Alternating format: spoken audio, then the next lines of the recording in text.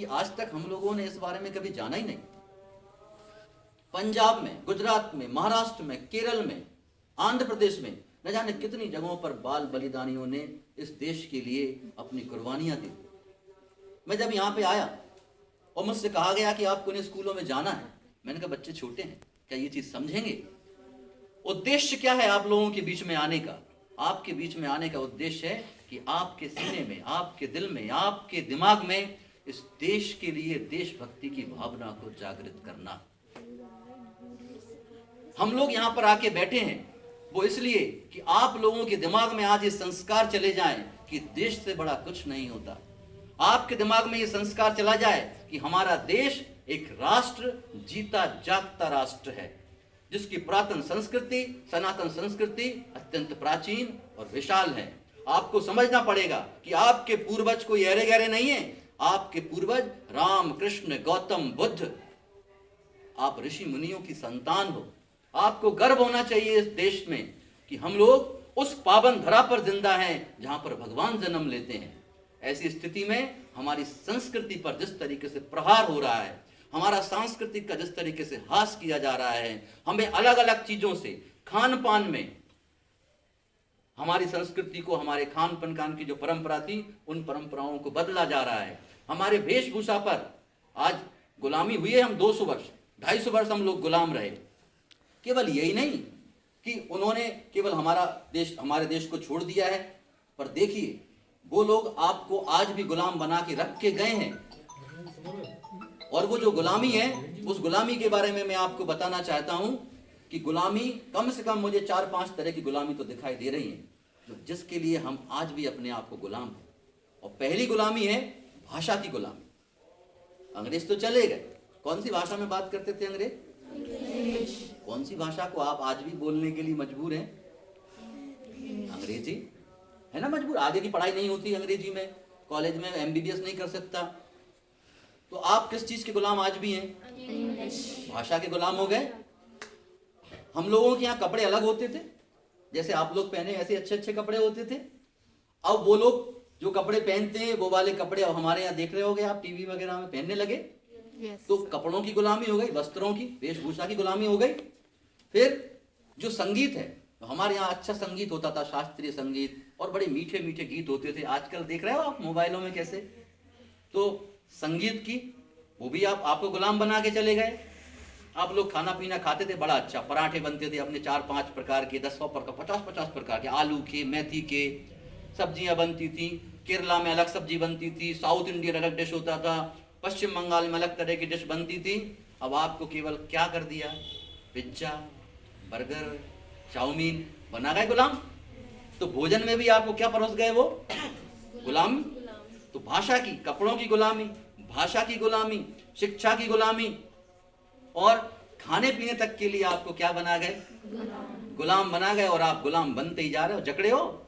केवल इतना ही है कि वो यहाँ पे आपको यातनाएं नहीं दे रहे हैं, लेकिन हमें क्षेत्र, जाति, इन सब से उठकर इस भारत माता के मस्तक को ऊंचा करना है। आप लोगों में से बहुत सारे लोग हैं जो आगे बढ़ के कोई बहुत अच्छी जॉब करना चाहते हैं, इस देश का नाम ऊंचा करना चाहते हैं या नहीं? Yes sir.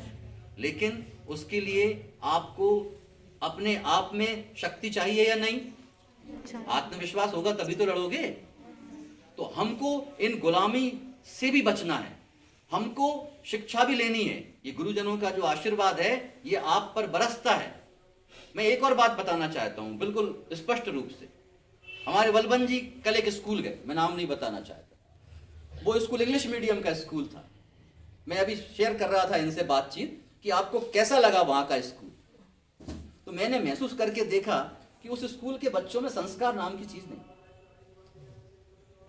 आप लोग जितने अच्छे से मेरी बात सुनते हो ना, या अपने गुरुजनों की बात सुनते हो, ये गुरुजनों के संस्कार हैं जो आप लोगों को मिले।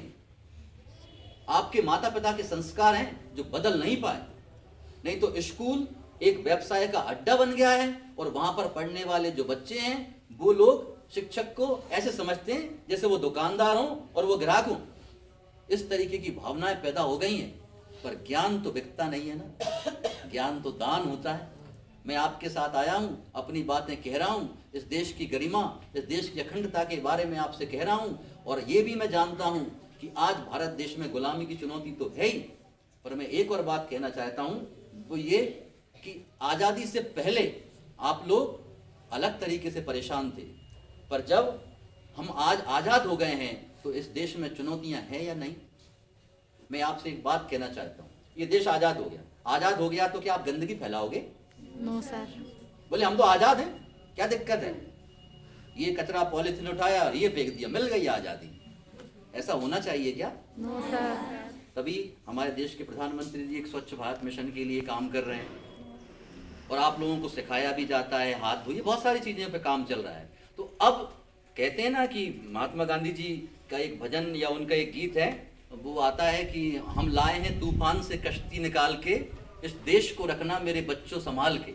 तूफान से किश्ती तो निकाल रहा है, किश्ती मतलब नाव, तूफान में से किश्ती तो निकाल रहा है, अब इसको संभालने की जिम्मेदारी किसकी है?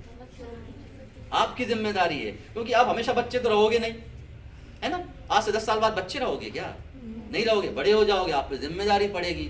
तो वो जिम्मेदारी में स्वतंत्र संग्राम के आंदोलन में अगर ये बच्चे अपनी जान की कुर्बान करके आपको स्वतंत्र दिलवा सकते हैं, तो उनकी दी हुई स्वतंत्रता का आप सही से उसका पालन पोषण करके इस देश की रक्षा नहीं कर सकते, इस देश की सुरक्षा नहीं कर सकते? कर सकते हैं ना? Yes sir. ये संकल्प लेना होगा हमें कि हम इस देश की रक्षा करेंगे। अब मुझे बताइए, बहुत सारे जो नवयुवक बच्चे हैं आजकल पाउच खाते हैं, अब पाउच खा के देश की सुरक्षा तो नहीं हो सकती। पाउच खाते हैं वो ठीक है, कहीं पर भी थूकते हैं, क्या उससे देश ताकतवर बनेगा? No sir. नहीं बनेगा। कई प्रकार की नशा में, शराब में और चीजों में, कितनी कितनी गलत चीजों में आदमी उलझता रहता है, यहाँ तक कि टीवी और मोबाइलों से भी कहीं ना कहीं सांस्कृतिक रूप से पतन हो रहा है। ये चीजें तो अच्छी हैं, पढ़ाई के लिए तो बहुत अच्छी है, पर विज्ञान है, अच्छी चीज भी है तो बुरी चीज भी है, पर आपको बताए कौन, समझाए कौन, आपको सही दिशा में लेके कौन जाए? अगर मैं आपको 4-5 लोग, सब लोगों को मिला के एक मंदिर में ले जाता हूँ, तो आपकी भावना 1 घंटे के लिए अच्छी होंगी या बुरी? अच्छी। तसल्ली मिलती ना भगवान जी के मंदिर में जाके। तो मैं आपको लेके गया तो आपके मन में कैसे विचार आएंगे? अच्छे विचार आएंगे। तो अगर माहौल आपको मिलेगा तो आप अच्छे और बुरे का ज्ञान करना सीख जाएंगे, और अच्छे और बुरे का जिस दिन आपके अंदर ज्ञान आ गया, जब आपको समझ में आया गया ये सही है और ये गलत है, तो विश्वास मानिए आप लोगों का जीवन सफलता की उस सीढ़ी पर बढ़ता चला जाएगा जिस सीढ़ी पर आप जाना चाहते हैं। आप में से ही आईएएस बनेंगे, आप में से ही डॉक्टर बनेंगे, आप में से ही मजिस्ट्रेट बनेंगे, और आप में से ही इस देश में उन स्पोर्ट्स में और तमाम चीजों में जहां पर लड़कियां पहुंच गई हैं, पीवी संधू जैसे, कल्पना चावला जैसे लोग, और इस देश में बड़े स्तर पर भी ऐसी ऐसी जगहों पर महिलाओं ने अपना स्थान प्राप्त किया है, जिसको सोचते वक्त भी हमको लगता है कि ये उस परिस्थितियों में, उस काल में लोगों ने कैसे प्राप्त किया। आप लोगों को समझना चाहिए कि महारानी लक्ष्मीबाई भी एक महिला थी, आपको समझना चाहिए कि इंदिरा गांधी भी एक महिला थी। आपको ये समझना होगा कि अगर अंतरराष्ट्रीय में ओलंपिक पदक लेके कोई आ रहा है तो आप में से ही वो लड़कियां हैं। और मैं आपको बताना चाहता हूं, उनको कोई सहयोग नहीं मिला, घर से सहयोग नहीं मिलता, परिवार से सहयोग नहीं मिलता, स्कूल से सहयोग नहीं मिलता, जूते नहीं मिलते दौड़ने के लिए, नंगे पैर दौड़कर ओलंपिक मेडल प्राप्त करने वाली भी लड़कियां इस देश में से विदेश में जाकर इस देश का नाम रोशन करती हैं। उनकी आंखों से आंसू आ जाते हैं जब मेडल उनको मिलता है और जनगण मन का घोष होता है और झंडा भारत का जब ऊपर की तरफ जाता है तो दोनों आंखों से आंसू निकल आते हैं कि मैं वो लड़की हूं जिसने इस देश का नाम ऊंचा कर दिया विश्व में।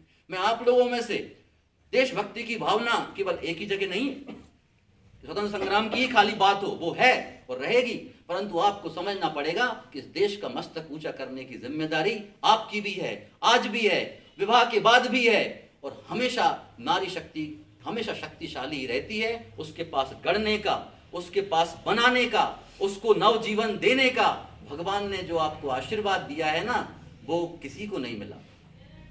और किसी चीज को, विचारों को व्यवस्थित करना, घर को स्वर्ग बनाने का, इस देश को सुख समृद्धि तक पहुंचाने की आपके अंदर जो ताकत दी है, उस ताकत का आप हमेशा सही इस्तेमाल करेंगे। देशभक्ति एक गीत है, आप लोगों ने वो तो सुना है, मेरे वतन के लोग। वो उसमें आपने सुना होगा, जो लौट के फिर ना आए। याद हमें उन्हें करना है जो लौट के घर ना आए। ऐसे ही वो जो लाइन थी, और वो ये थी, मैं बोलता हूँ आप लोग शायद वो ज़रा सुना होगा। जिंदा रहने के मौसम बहुत हैं मगर जान देने की रुत रोज आती नहीं। जिंदा रहने के मौसम तो बहुत हैं, हर दिन मौसम है, सांस ले रहे हैं तो जिंदा है, पर जान देने की रुत रोज आती नहीं। इश्क और हुस्न दोनों को रुस्वा करो, वो जवानी क्या जो खून में नहाती नहीं। आज धरती बनी है दुल्हन साथियों, अब तुम्हारे हवाले। ऐसी भावनाएं थी। एक लाइन और बोल देता हूं। कर चले हम फिदा जानो तन साथियों, अब तुम्हारे हवाले वतन साथियों। ऐसी भावनाओं के साथ आप लोगों के बीच में रहा। बहुत बहुत धन्यवाद।